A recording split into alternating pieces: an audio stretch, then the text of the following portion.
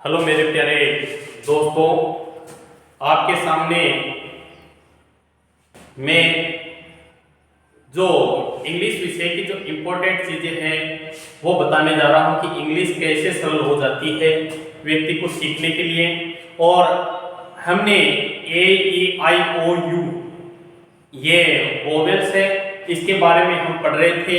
और हमने ए ई आई ओ यू ओ के बारे में पढ़ा था यहाँ तक। और अब पढ़ रहे हैं यू की ध्वनि वाले, कि यू की ध्वनि कहाँ पे उसको ये बोला जाएगा, कहाँ पे ए बोला जाएगा, कहीं पे यू की ध्वनि दी जाएगी, तो वो कैसे दी जाती है। देखो कि जब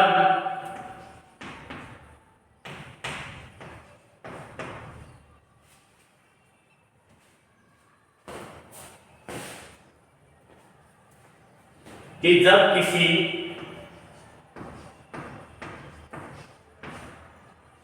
वर्ड के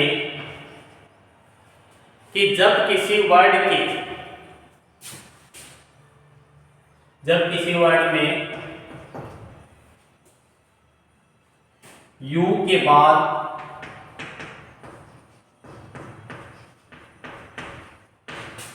एक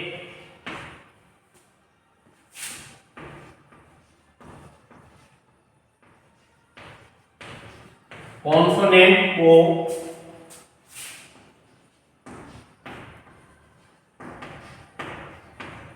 छोड़कर, कि एक कॉन्सोनेंट को छोड़कर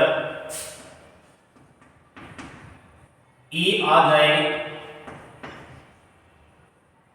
एक कॉन्सोनेंट को छोड़कर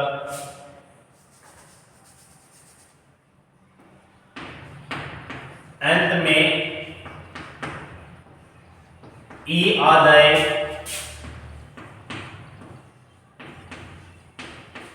तो यू को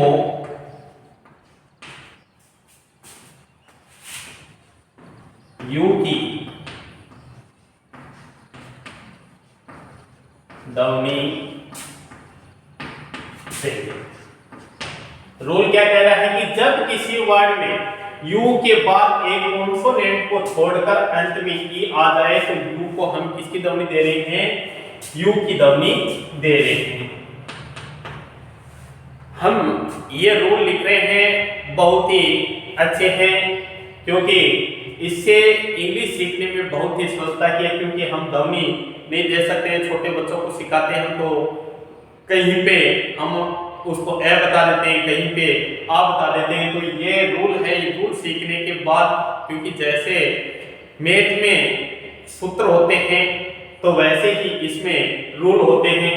तो यू को हम किसकी ध्वनि दे रहे हैं, यू की ध्वनि दे रहे हैं। कि जब किसी वर्ड में यू के बाद एक कॉन्सोनेंट को छोड़कर अंत में ई आ जाए, तो यू को हम किसकी ध्वनि दे रहे हैं, यू की ध्वनि दे रहे हैं।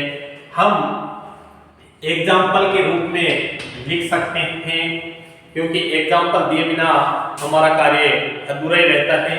और एग्जाम्पल के रूप में हम लिख सकते हैं क्यों।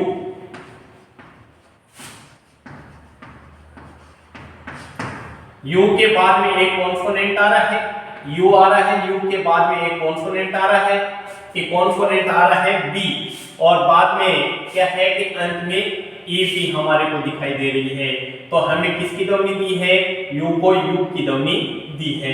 तो हम इसको क्यूब का अर्थ होता है घन, जो मैथ में चलता है कि दो की क्यूब, 2 की क्यूब, 3 की क्यूब, उस तरह हिंदी में बोलते हैं 2 का घन, इस तरह।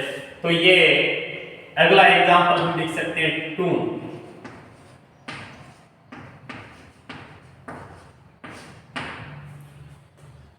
ट्यून का अर्थ होता है धुन,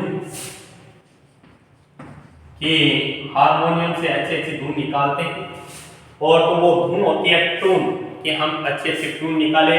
और ट्यून का अर्थ होता है धुन। इसमें भी देखो यू के बाद में एक कॉन्सोनेंट आ रहा है, कॉन्सोनेंट के बाद में ई दिखाई दे रही है। तो ये भी क्या है कि ई के बाद आए तो ई आ जाए, अंत में क्या आ रही है, ई आ रही है, और ई से पहले क्या आ रहा है, एक कॉन्सोनेंट भी आ रहा है, तो हम यू को किसकी ध्वनि दे रहे हैं, यू की ध्वनि दे रहे हैं। हम लिखते हैं म्यूट। म्यूट का अर्थ होता है, कई बार कहते हैं कि कई दोस्त अपने घर वालों से अलग फोन रखते हैं, और जैसे ही मम्मी पापा जी दिखाई दे देते हैं तो हम कहते हैं कि एक बार आपकी आवाज है वो म्यूट कर देना। म्यूट का अर्थ होता है गूंगा बन जाना, मौन रहना या आवाज बंद कर देना। तो म्यूट का अर्थ होता है आवाज बंद।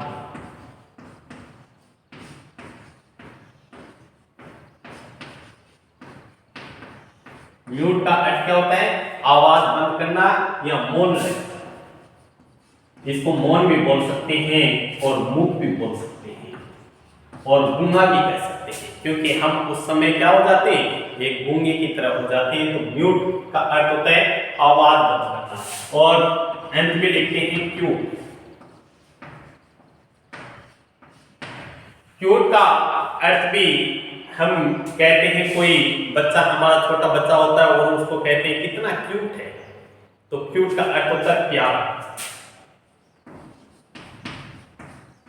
या उसको प्रवीण भी कह सकते हैं। प्रवीण किसी लड़के का भी नाम होता है, वैसे प्रवीण का अर्थ होता है प्यारा। और हम क्यूट को हम प्यारा भी कह सकते हैं, प्रवीण भी कह सकते हैं, और वैसे चतुर भी कह सकते हैं। ये इनके पहला हमारा रूल था कि जब किसी वर्ड में यू के बाद एक कॉन्सोनेंट को छोड़कर अंत में ई आ जाए तो यू को हम यू की ध्वनि देंगे। और वैसे एग्जांपल के हमने लिए क्यूब का अर्थ होता है घन, कि यू के बाद में एक कॉन्सोनेंट भी आ रहा है, बी कॉन्सोनेंट है और अंत में ई है, तो क्यूब का अर्थ हो गया घन। और वैसे ही ट्यून में क्या आ रहा है कि यू के बाद में एन आ रहा है, एन के बाद में ई आ रहा है। ई क्या है, वोवेल्स है, और वैसे यहाँ पे ई आ जाए तो यू को हम किसकी ध्वनि दे रहे हैं, यू की ध्वनि दे रहे हैं। म्यूट को लिखा हमने यू के बाद में टी आ रहा है, टी के बाद में एक ई आ रहा है, तो अंत में यू को हम यू की ध्वनि दे दी। क्यूट में भी यू आ रहा है, यू के बाद में एक कॉन्सोनेंट आ रहा है, कि कॉन्सोनेंट को छोड़कर क्या आ रहा है, अंत में ई आ रहा है, तो हम क्यूट कह दिया और यू को यू की ध्वनि दे दी।